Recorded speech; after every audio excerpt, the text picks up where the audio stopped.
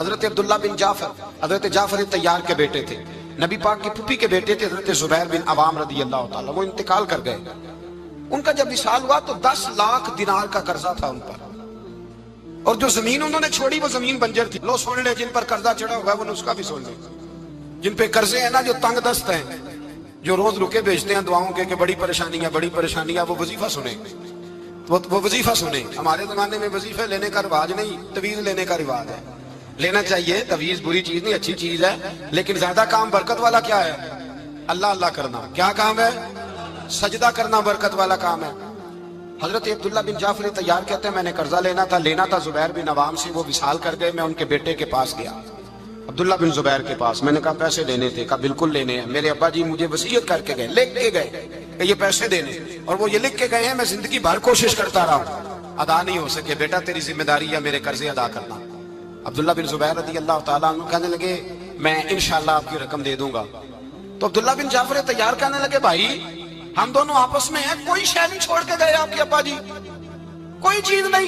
توجہ ہے میری بات پر؟ یہ صحابہ کا ذرا انداز دیکھیے گا بندگی کا، کوئی چیز نہیں چھوڑی۔ تو حضرت زبیر بن عوام کہنے لگے ایک زمین کا ٹکڑا ہے، وہ بھی بنجر ہے، اس میں بھی کوئی کھیتی نہیں اگتی، سبزہ نہیں ہوتا، بنجر ہے، پانی کوئی نہیں، اور وہ اتنی خشک ریتلی زمین ہے کہ بڑا مشکل کام ہے وہاں سیراب کرنا، بے آباد زمین ہے۔ حضرت سیدنا عبداللہ بن جعفر کہنے لگے تو اس طرح کر، وہ مجھے ساری نہ دے، اس میں سے تھوڑی سی مجھے دے دے، میں 10 لاکھ دینار کے عوض وہی رکھ لیتا، تیرے باپ کا قرضہ ادا ہو گیا، دے تو صحیح۔ انہوں نے کہا کیا کریں گے، وہ تو کسی کام کی نہیں، چند کوڑیوں کی بھی نہیں، فرمایا مجھے دے دو، میں جانوں اور میرا کام جانے۔ او بھائی یہ تھے بندگی والے لوگ، یہ تھے جن کا رب سے رشتہ ہے، جنہوں نے حضور کے صلی اللہ علیہ وسلم کے پاس بیٹھ کر بندگی سیکھی تھی۔ کہتے زمین کا ٹکڑا لے لیا، بنجر بے آباد ریتلی زمین، جب میرے حصے میں آئی پہلے دن اپنے غلام سے کہنے لگے جو جگہ تجھے زیادہ سخت لگتی ہے نا وہاں میرا مصلی بچھا دے، جو تجھے زیادہ بنجر بے آباد لگتی ہے وہاں مصلی بچھا۔ غلام نے مصلی بچھایا تو عبداللہ بن جعفر نے اللہ اکبر کہہ کے نیت باندھی۔ یہ حضرت جعفر تیار کے بیٹے حضرت علی کے بھتیجے، انہوں نے نیت باندھی نماز کی، سر سجدے میں رکھا، رونے لگے، کہنے لگے اللہ میں بھی تیرا بندہ اور جس سے لینے تھے وہ بھی تیرا بندہ، خدا بندہ ہمارے درمیان مہربانی فرما، کرم نوازی کر، رحمت کا فیصلہ فرما۔ اتنا روئے کہ مصلی بھیگ گیا۔ کہتے اتنا تڑپ رہے تھے کہ صحابہ اکٹھے ہو گئے ان کے گرد، مصلی بھیگ گیا۔ جب بھیگا ہوا مصلی نماز مکمل کر کے اٹھایا نا، کہتے مصلی اٹھایا تو نیچے سے اللہ نے پانی کا چشمہ جاری فرما دیا، اللہ نے پانی کا چشمہ جاری کر دیا۔ فرمایا بناؤ حوض، کرو کھیتیاں سیراب۔ فرماتے ہیں جہاں ایک درخت نہیں اگتا تھا اللہ نے پورا باغ اگا دیا، جہاں ایک پھل نہیں ہوتا تھا وہاں عالی شان پھل لگ گئے، قرضے بھی ادا ہوئے۔ حضرت زبیر بن عوام کے بچوں کے پاس مال دولت بھی بچ گیا۔ لوگ جب کہتے ہیں یہ ساری کس چیز کی برکت ہے، اور فرماتے ہیں یہ ساری سجدوں کی برکت ہے، یہ رب کی بندگی کی برکت ہے، یہ اس کی بارگاہ میں نماز پڑھنے کی۔ مسلمان توجہ نہیں کرتا، توجہ نہیں۔ جاگ رہے ہیں آپ حضرات؟ یہاں کوئی حکومت اعلان کرے نا کہ ہر نماز کے بعد 500 روپیہ، کتنا جی؟ میرے خیال ہے کسی بھی نہیں ہونا مسجد۔ اور خدا کے بندو بات سمجھو، رب فرماتا ہے تو مسجد آدھا میں تجھے برکت عطا کروں گا، میں تجھے برکت دوں گا۔ میں ایک صحابی کہتے ہیں مجھے اکثر یہ حضور کا فرمان سنتا تو میرے دل میں خیال آتا آخر اللہ کس طرح برکت دیتا ہے اللہ آخر۔ ایک صحابی کہتے ہیں نبی پاک صلی اللہ تعالیٰ علیہ وسلم نے فرمایا عبادت کرو اللہ برکت دے گا۔ میرے دل کے اندر خیال آیا کس طرح، آخر اللہ کس طرح سے نوازتا ہے، اعلان کیا ہے؟ کہتے میں یہ بات سوچ کے نا تو مجھے قضائے حاجت کی حاجت ہوئی، پخانہ پیشاب کے لیے میں نکلا تو ایک جگہ دور جا کے میں بیٹھا کھیتوں میں، دور جا کے کہتے میں پیشاب کر رہا تھا تو ایک چوہا اپنے بل سے نکلا اور ایک ہیرا میرے پاس رکھ گیا، میں پیشاب کر رہا ہوں، کہتے پھر گیا اندر تو ایک ہیرا اور رکھ گیا، پھر گیا تو پھر رکھ گیا، پھر گیا تو پھر رکھ گیا، کہتے 15 ہیرے چھوڑ گیا۔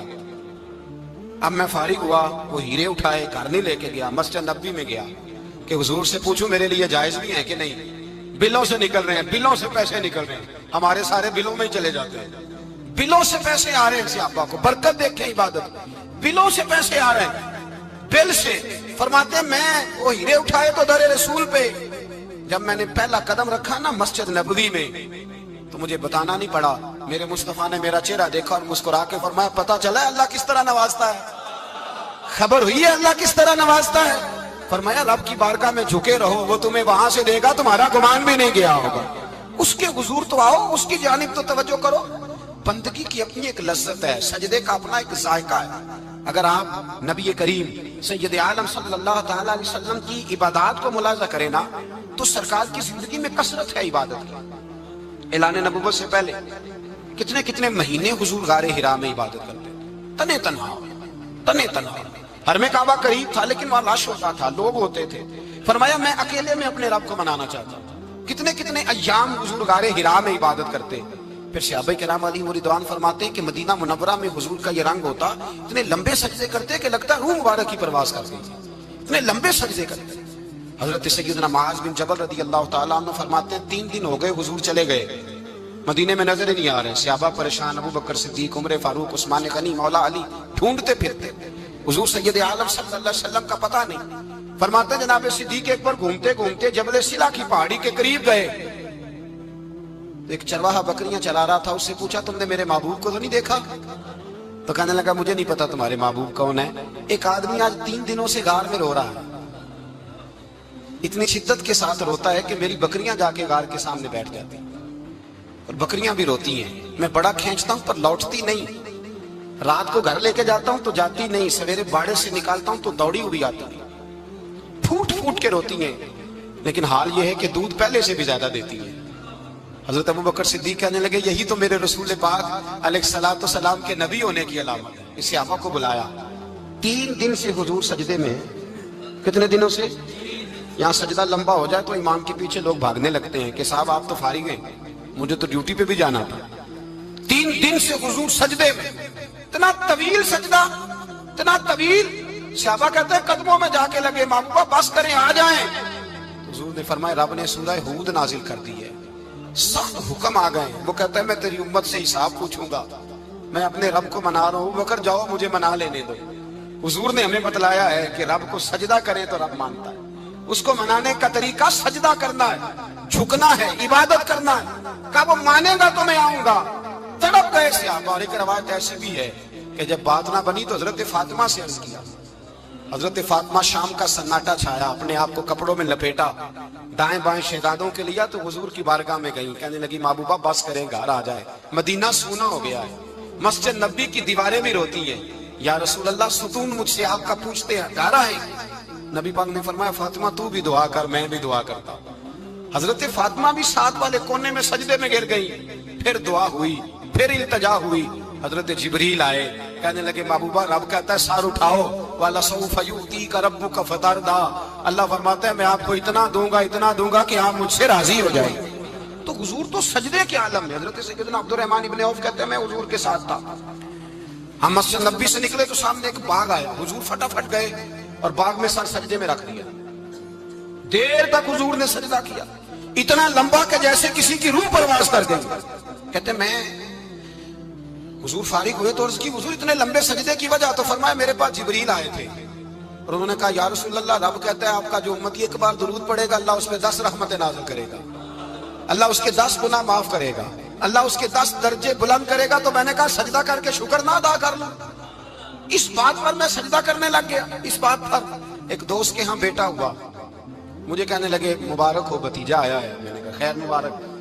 بڑے عرصے کے بعد اللہ نے نوازا، میں نے 5 کلو مٹھائی بھیجی آپ کی جانب، دوستوں کو کھلا دیجیے۔ میں نے کہا اور کتنی بانٹی؟ کہنے لگے منوں کے حساب سے۔ باقی معاملات کیسے؟ کہنے لگے کیا بات ہے، غریبوں کو، مسکینوں کو، لاچاروں کو، سب کو دیا۔ تو میں نے کہا نفل کتنے پڑے؟ کہنے لگا ٹائم نکالتا ہوں۔ میں ٹائم بیٹا کس نے دیا؟ شکر کس کا ادا کرنا تھا؟ بھئی یہاں حال یہ ہے ہمارا کہ ہمیں 2 رکھتے تھوڑی مشکل ہے۔ اگر کہا جائے کہ 25 من مٹھائی تقسیم کرنی ہے تو وہ آسان ہے، ہم نے اپنے لیے عبادت کو، ریاضت کو بہت سا بنا لیا، اس کو اتاریں کچھ بھی مشکل نہیں۔ رب کی بارگاہ میں جتنا بندہ جھکتا جاتا ہے اتنا ہی اللہ اسے اور عزت عطا کرتا جاتا ہے۔ بزرگوں سے کسی نے پوچھا تھا کہ میری اللہ قبول بھی ہے کہ نہیں؟ تو وہ کہنے لگے رب کو تیری پہلا سجدہ قبول تھا تو تب اس نے دوسرے کی توفیق دی تھی، اسے تیری فجر قبول تھی تو تجھے زور پڑھنے کی توفیق دی، اس نے تیرا پہلا روزہ قبول کیا تو دوسرا رکھنے کا موقع دیا۔ یہ علامت ہے قبولیت۔ میرے محبوب نے فرمایا بندگی کرو، اس کے حضور آؤ، کبھی کا صلاۃ اللیل پڑھو، کبھی کا تہجد پڑھو، کبھی کا اشراق پڑھو، کبھی کا چاشت پڑھو، کبھی کا اوابین پڑھو۔ اور میرے مصطفیٰ نے فرمایا ہو سکے تو اٹھ کے تہجد پڑھو، باقی نمازوں پہ رب تمہیں ثواب دے گا۔ اگر تہجد پڑھو گے تو رب تمہاری طرف دیکھ کے مسکرائے گا، جو اس کی شان کے لائق ہے وہ مسکرائے گا۔ مصلی آباد کریں، مصلی آباد کرنے سے روحانی زندگی آباد رہے گی، من کے اندھیرے دور ہوں گے، روح کی کساوتیں دور ہوں گی۔ انسان اللہ سے جڑا ہوتا ہے تو اس کی بندوں کی جانب توجہ ہی کم جاتی ہے، حسد کون کر رہا ہے، مخالفت کون کر رہا ہے، جھگڑا کون کر رہا ہے، بغض کون پیدا کر رہا ہے، ان چیزوں سے ویسے ہی بچا رہتا ہے۔ میرے محبوب پاک سید عالم صلی اللہ علیہ وسلم کثرت سے سجدہ کرتے ہیں۔ قیامت کے دن حضور شفاعت کس طرح کریں گے؟ سجدہ کر کے 4 سجدے کریں گے حضور۔ بخاری مسلم میں موجود ہے، صحابہ کرام فرماتے ہیں حضور نے فرمایا جب امتیں پریشان ہو کے نبیوں کے پاس جائیں گے تو پھر میرے پاس آئیں گی، جب میرے پاس آئیں گی تو میں سجدہ کروں گا اور خدا سے کہوں گا یا اللہ ان کا حساب تو شروع کر۔ فرمایا میرے ایک سجدے سے اللہ حساب شروع کرے گا، پھر میرے غلام رہ جائیں گے جنہوں نے بہانے بنائے ہوں گے، نماز پڑھی ہوگی، یہ بہانہ ہے خدا کی رحمت حاصل کرنے کا، جن کے پاس تو کچھ ہوگا وہ تو اس بہانے کے سبب چلے گئے، گناہ گار رہ گئے، تڑپ کے کہیں گے محبوبہ ہم کیا کریں؟ تو حضور فرماتے ہیں میں لمبا سجدہ کروں گا۔ فرماتے ہیں میں لمبا سجدہ جب کروں گا تو رب لمبے سجدے کے بعد فرمائے گا محبوب سار اٹھائیے، آپ مانگیے میں عطا کرتا ہوں، آپ سوال کیجئے میں دیتا ہوں، آپ سفارش کیجئے میں قبول کرتا ہوں۔ تو میں اللہ میرے گناہ گاروں کو بخش دے۔ رب کہے گا جس کے دل میں رائی کے دانے کے برابر ایمان ہے اسے لے جائیے، لے جائیے، لے جائیے اسے۔ ایک حدیث میں ہے جس کے دل میں جو کے دانے کے برابر ایمان ہے لے جائیے۔ حضور فرماتے ہیں ان کو جنت میں بھیج کے میں پھر سجدے میں گر جاؤں گا۔ لمبا سجدہ، تیسرا سجدہ، اے اللہ مہربانی کا رحمت فرما۔ اللہ کہے گا محبوب سار اٹھاؤ، جو مانگو گے میں دوں گا، یا اللہ اور فضل کر۔ جس کے دل میں رائی کے دانے سے بھی کم ایمان ہے محبوب اسے بھی جنت میں لے جاؤ۔ حضور فرماتے ہیں میں اور سجدہ کروں گا، پھر جس کے دل میں اس سے بھی کم ایمان ہوگا اسے بھی لے جاؤں گا۔ صبح قیامت میرے مصطفیٰ کریم علیہ السلام امت بھی سجدہ کر کے بخشوائیں گے۔ جب حضور سجدے کر رہے ہیں تو امت کیوں نہیں کر رہی؟ حضور سجدے کر کے بخشوائیں گے، امت سجدہ ہی نہیں کر رہی، توجہ ہی نہیں کر رہی۔ میرے بھائی سجدے کی اتنی کیفیت ہے، عبادت کی اتنی لذت ہے کہ حضرت عائشہ فرماتی ہیں تیز آندھی آتی تو حضور نماز پڑھنے لگے، تیز آندھی آتی تو نماز پڑھتے، بارش نہ ہوتی تو نماز پڑھتے، بارشیں زیادہ ہوتی تو نماز پڑھتے، سورج گرہن ہوتا تو حضور نماز پڑھتے، چاند گرہن ہوتا تو نبی پاک، بلکہ حضرت عائشہ کہتی ہیں گرہن لگا چاند کو تو حضور نے فٹافٹ سر سجدے میں رکھ دیا، اور نماز کے بعد حضور رونے لگے، کہنے لگے اے اللہ تو نے کہا نہیں تھا کہ میں تیری موجودگی میں انہیں عذاب نہیں دوں گا؟ اللہ درگزر کر اپنے بندوں سے، رحمت فرما، کرم نوازی فرما۔ فرمایا ہر موقع پر حضور نماز پڑھتے۔ سید عائشہ صدیقہ فرماتی ہیں کبھی کبھی میرے بسترے نور میں حضور ہوتے، فرماتے ابو بکر کی بیٹی تو اجازت دے تو رب کو راضی نہ کر لوں؟ میں کہتی میری کیا جرت ہے؟ تو حضور نماز کی نیت باندھتے، بخاری مسلم میں لفظ ہیں، حضرت عائشہ کہتی ہیں حضور اتنی لمبی نماز پڑھتے کہ قدموں میں ورم آ جاتا، اتنی لمبی بندگی فرماتے کہ قدم مبارک سوج جاتے، ورم آتا۔ میں عرض کرتی حضور آپ کی برکت سے اللہ اگلے پچھلوں کو معاف کرے گا، آپ اتنی آہوزاری کیوں کرتے ہیں؟ اللہ نے آپ کو محبوب بنایا ہے، شفاعت کا حق دیا ہے، سب سے اعلیٰ امت دی، حضور اتنی آہوزاری؟ تو حضور فرماتے عائشہ تو نے بتایا نا رب نے مجھے بڑا دیا ہے، افلا اکون عبدا شکورا، اب میں رب کا شکریہ ادا نہ کروں؟ میں لمبی نمازیں پڑھ کے اس کا شکریہ ادا کرتا ہوں، اس کی بارگاہ میں حاضر ہوتا ہوں۔ میرے بھائی نماز نہیں تو انسان کاہے کا، سجدہ نہیں تو اس نے زندگی کہاں بتا دی؟ اگر اللہ کی بارگاہ میں ایک صحابی نے سر سجدے میں رکھا تو ماتھے پہ مٹی لگ گئی، وہ جھاڑنے لگے، میرے قریب نے فرمایا نہ جھاڑ، جب تک سجدے کی مٹی پیشانی پہ رہتی ہے اللہ کے فرشتے درود پڑھتے رہتے ہیں، اس سے رہنے دو، یہ تو لذت ہے۔ عزت والا وہ ہے جو مالک کی بارگاہ میں۔ حضرت صلہ بن عشیم کے بارے میں صحابہ کہتے ہیں بڑے عبادت گزار تھے، نیک تھے۔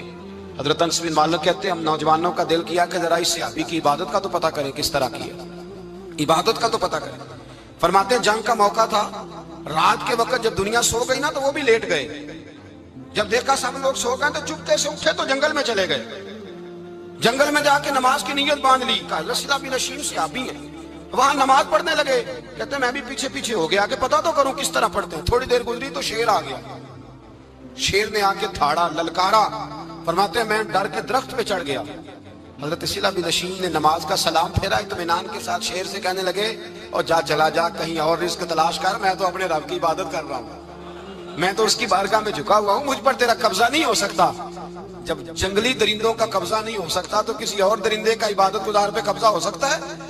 حضرت انس بن مالک فرماتے ہیں مجھے سمجھ آ گئی, جو درندوں سے بچنا چاہے, ظالموں, جابروں, فاسقوں سے بچنا چاہے, وہ اپنے آپ کو رب کی بارگاہ میں جھکائے, وہ اس کے حضور حاضری دے. جو بچنا چاہے. میرے بھائی, رمضان المبارک آیا, مسجدیں بھری, 2-3 دن 4 دن نئی صفیں خریدی لوگوں نے, پھر 2-4 روزے گزرے, پھر چند دن گزرے, پھر وہی معمول کے نمازی. ایک بات بتاؤ, گکھڑ میں نا 4-5-6 قبرستان ہیں, ان قبرستانوں کی تختیوں کو کبھی پڑھیں جا کے.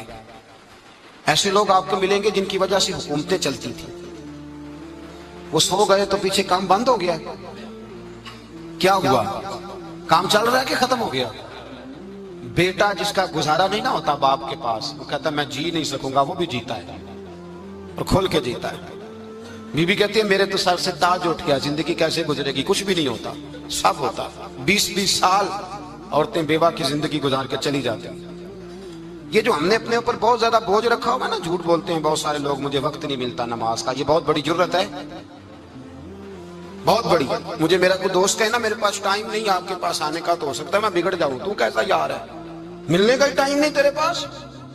وہ میرے بھائی تو اللہ سے ہی کہہ رہا ہے کہ میرے پاس ٹائم نہیں تیرے پاس آنے کا, اور اب سے ہی کہہ دیا تو نے, اللہ سے ہی کہہ دیا ہے. نماز اتنا ضروری کام کہ حضور کا وصال کا وقت آیا, عین اس وقت بھی حضور نے فرمایا میری 2 باتیں یاد رکھنا.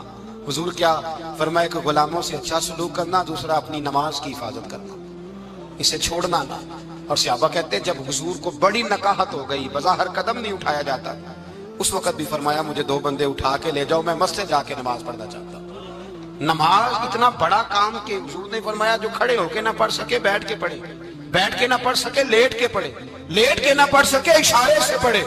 چھٹی کسی کو دی, ہم نے خود ہی چھٹی کر لی, خود ہی. اور یہ یاد رکھیں, پکی بات ہے, قبر میں نہ بیٹا آئے گا نہ بیٹی آئے گی. میں بچوں کے لیے کر رہا ہوں, جھوٹ ہے سارا. رجسٹریاں ساری اپنے نام رکھی ہوئی ہیں, بینک بیلنس اپنے نام. بچے تو منتیں کرتے ہیں کہ چلو تھوڑے ہی دو, میں کاروبار کر دوں. کوئی نہیں, قریب بھی نہیں آنے دیتے, جھوٹ بولتے ہیں بچوں کے نام پہ.